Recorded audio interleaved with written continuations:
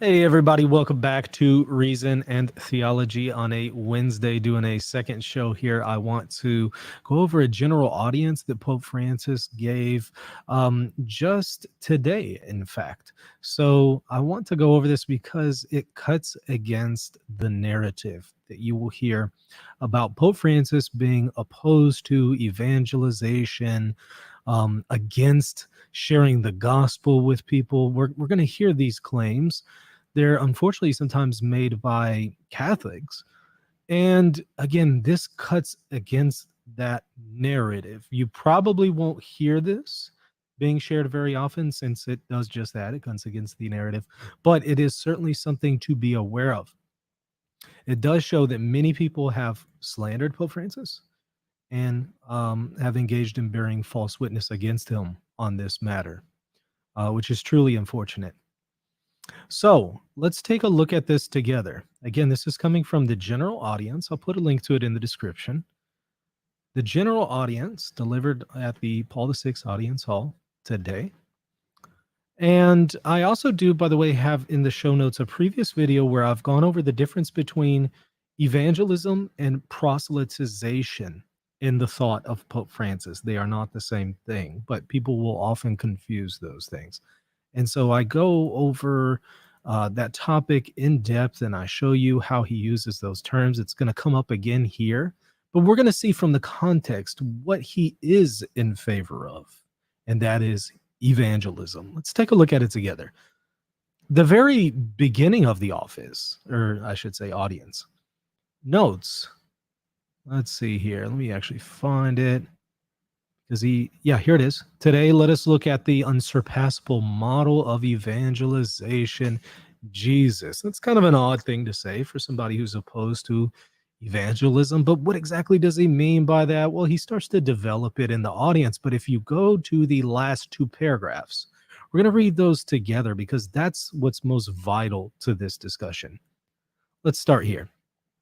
We have heard the parable of the lost sheep found in chapter 15 of the Gospel of Luke. Jesus speaks about the lost coin as well as the prodigal son there. If we want to train our apostolic zeal, we should always have chapter 15 of Luke before our eyes. Read it often. We can understand there what apostolic zeal is. There we discover that God does not remain contemplating the sheep pen, nor does he threaten them so they won't leave. Rather, if one leaves and gets lost, he does not abandon that sheep, but goes in search of it. He does not say, "You got up and left. It's your fault. That's your business." His pastoral heart reacts in another way. The pastoral heart suffers, and the pastoral heart takes risks. It suffers. Yes, God suffers for those who leave, and while he mourns over them, he loves them even more. The Lord suffers when we distance ourselves from his heart. He suffers for all who do not know the beauty of his love and the warmth of his embrace. But in response to his suffering, he does not withdraw. Rather, he takes a risk. He leaves the 99 sheep who are safe and ventures out for the lost one, thus doing something both risky and unreasonable, but consonant with his pastoral heart, which misses the one who left, the longing for someone who has gone away. This is something consistent in Jesus. And when we hear that someone has left the church, listen to that. When we hear someone has left the church, what do we want to say? What do we want to say? Let them work it out? No. Jesus teaches us to have nostalgia for those who have left. Jesus does not feel anger or resentment, but pure longing for us. Jesus feels nostalgic for us, and this is God's zeal. It gets even more interesting, but let me just stop there and offer just some brief commentary here. So sometimes when we see people leave the church, it's easy for us to be hurt over that and even angry. But no, we shouldn't be. Now, at the same time, we shouldn't just simply be content with it. No, that's also not okay. But we should love that person and we should long for them to return and do everything that we can to assist them in that process. We shouldn't shun them, neglect them, hate them, condemn them. No, that's not our job. Our job is to call them back to the truth, which is what you're going to see Pope Francis sharing here. So again, we're talking about in the context of somebody who has left the church. And I wonder, do we have similar sentiments? Perhaps we see those who have left the flock as adversaries or enemies. Again, sometimes we have that temptation to see them that way. And that's unfortunate. And this person, hasn't he gone to the other side? She lost her faith. They are going to hell. And we are serene. Sometimes we gloat over those things. It's a horrible thing. When we meet them at school, at work, on the streets of our city, why don't we think instead that we have a beautiful opportunity to witness to them the joy of a father who loves them and has never forgotten them? That's weird. I thought he's opposed to doing that. No, he's not opposed to evangelism. He just wants to do it properly. He says not to proselytize. What does he mean by that? There's multiple ways in which Pope Francis uses that term. That's what can get confusing. There's multiple ways in which he uses it. One could be through some kind of forced means. Another could be to just say, I want this person on my team, let's have them on our camp. It's more, that is the intention behind it. They're really saving a soul. It's also a form of proselytization, which is absurd, of course. But not evangelization. No, we're to witness to them. He continues, but that the word of the Father might reach them so that we can walk together. To evangelize is not to proselytize. All you slanderers out there, pay attention. This isn't the first time you've said that. You've said that multiple times. Dissenters in the church, slanderers in the church, listen. To evangelize is not to proselytize. He does not see those two terms as the same thing. Evangelism, yes.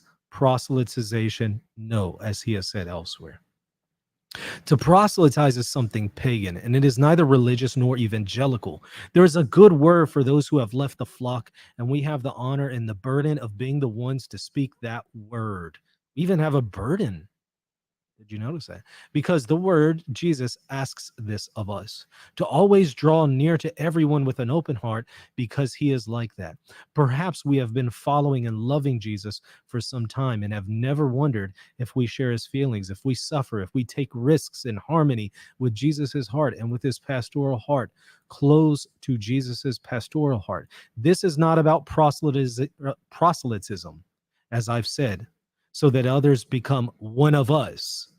See, again, that's another way in which he uses the term. Sometimes it's kind of putting pressure on people or forced conversion, or another, it's just this form of triumphalism. Hey, I just want to get more people on our team. How many people can we get under our belt? Kind of a thing. That's not evangelization. That's not what Christ is calling us to. He calls us to bring people to the truth so that they can enjoy the fullness of his church. He says, this is not about proselytism, as I said, so that others become one of us. No, this is not Christian. It is about loving so that they might be happy children of God. In prayer, let us ask the grace of a pastoral heart and an open heart that draws near to everyone, so as to bear the Lord's message as well as to feel Christ's longing for them. For without this love that suffers and takes risks, our lives do not go well. If we Christians do not have this love that suffers and takes risks, we risk pastoring only ourselves. Shepherds who are shepherds of themselves instead of being shepherds of the flock are people who comb exquisite sheep. We do not need to be shepherds of ourselves, but shepherds of everyone. So, as we can see here, again, he is not opposed to evangelism. He has no problem of that. He even speaks of it in the context of those who have left the church. He is just very careful to guard against a form of proselytization. Sometimes that term proselytism has been used to just mean evangelism, but obviously that's not what he's referring to. He's referring to the negative connotations of evangelism. In fact, you can see in some instances, Pope Francis uses the term proselytism to refer to your TV preachers who are pimping people out of their money. He sees that as a form of proselytization. For better or worse, that is one of the ways in which he uses the term. As I said, you could take a look in the show notes. I have a link where I've gone into a more in-depth discussion on how he uses the term. But again, you would hope that this would close the mouth of those who bear false witness against Pope Francis. Let's hope that that happens and people stop saying that he condemns sharing the gospel or condemns evangelizing people or condemns the Great Commission. This is nonsense. It's bearing false witness that violates one of the 10 commandments. Let's stop doing that. Let's speak the truth. All right. I hope this has been helpful. If so, hit that like button and the subscribe button. And of course, check me out, patreon.com/reason and theology if you want to support what I'm doing here and get access to plenty of extra content. We'll see you later. God bless. Is it possible that ancient aliens created other ancient aliens? Ancient alien theorists say yes. But then, is it also possible that ancient aliens created the ancient alien theorists? And are the ancient aliens and ancient alien theorists led by the Vatican, headed by the Pope? Ancient alien theorists and certain unnamed Catholic YouTubers say yes. Tired of Catholic shows that peddle conspiracy theories that sound like something out of an Ancient Aliens episode? Check out Reason and Theology for a more reasonable take.